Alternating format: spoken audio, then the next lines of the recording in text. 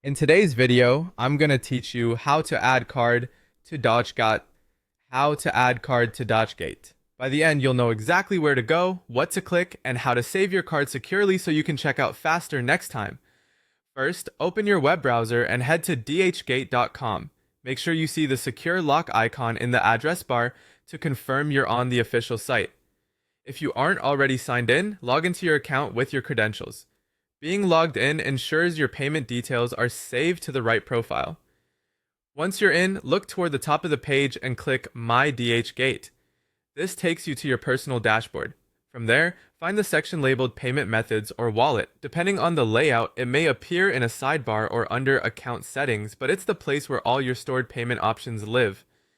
Inside the Payment Methods or Wallet area, select Add New Card. This is where you'll enter your card details.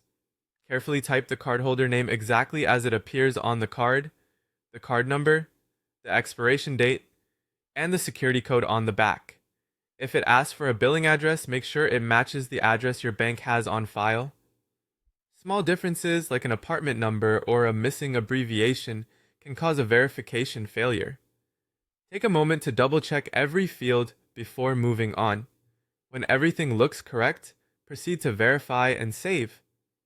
Some banks may prompt you for a one-time code or a 3D secure step. If that appears, follow the on-screen instructions to complete the verification. After that, click Save. You may be asked whether you want to set this as your default card for future purchases. Choose the option that fits your preference. You should then see a confirmation message and your card listed in your wallet. If you don't see payment methods or wallet right away, use the site search bar or look under Account or Settings. Labels can vary slightly by region. If the Save button is grayed out, check for any required fields you may have missed. If a card is declined, confirm your bank allows online or international transactions, verify your billing address, and ensure your card details are correct. It can also help to try a different browser, clear your cache, or temporarily allow pop-ups for verification windows. That's it.